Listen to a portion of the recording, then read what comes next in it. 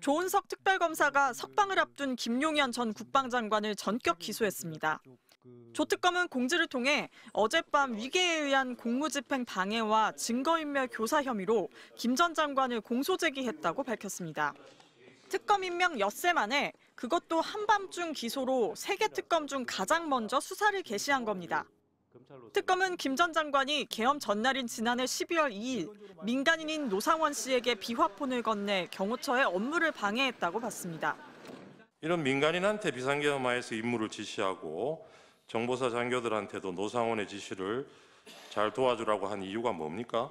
주로 정보사령관한테 제가 임무를 줬지 노상원 장군한테 임무 준 게 아닙니다. 또 비상계엄 해제 뒤 자신이 데리고 있던 별정직 공무원에게 서류와 노트북, 휴대전화를 폐기하게 해 증거인멸을 교사한 혐의도 새롭게 적용했습니다. 조 특검이 준비기간으로 주어진 20일을 채우기도 전에 수사에 착수한 건 김 전 장관의 구속기간 만료가 코앞으로 다가왔기 때문으로 보입니다.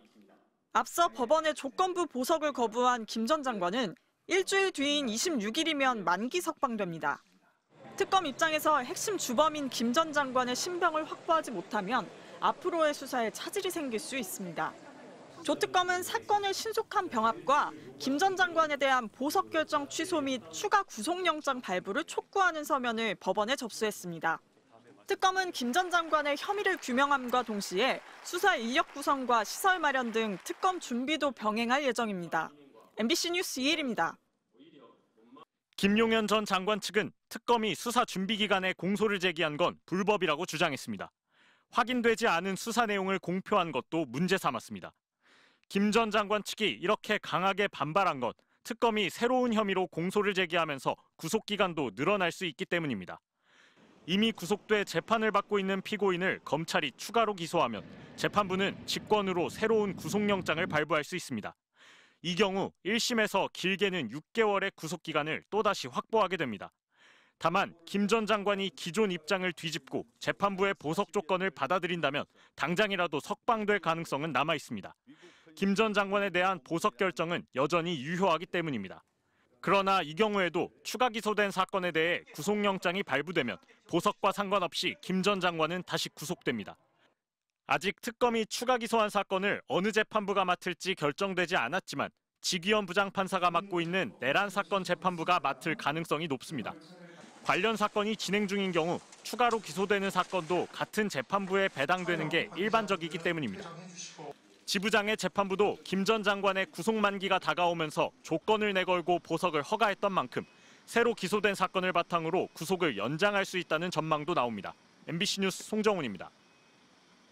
자, 이렇게 내란 특검이 빠르게 움직이면서 공은 이제 다시 중앙지법 지기현 재판부에 넘어간 셈인데요. 법조팀 박솔립 기자에게 더 물어보겠습니다.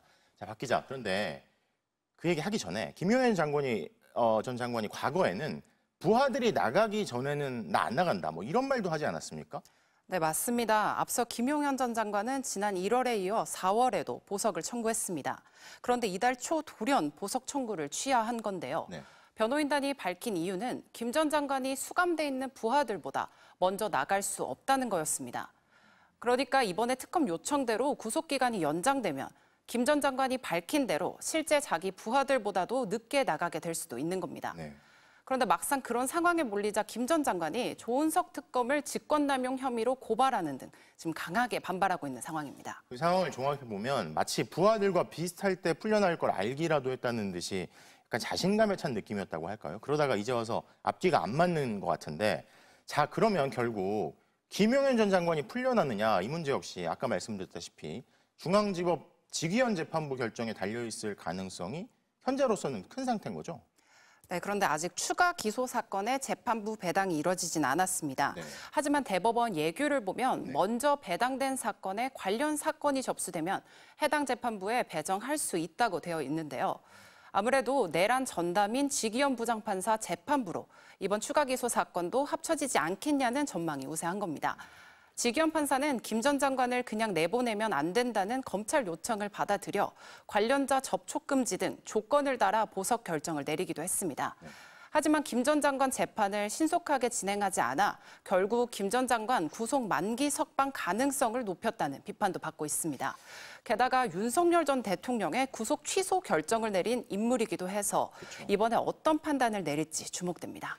자, 내란 수괴 혐의 피의자를 풀어준 재판부가 지금 특검이 추가 기소까지 했고 아까 보니까 보석 결정을 취소해달라 그리고 추가 구속영장 발부를 촉구한다. 이 서면까지 특검이 보냈다는 거 아니에요.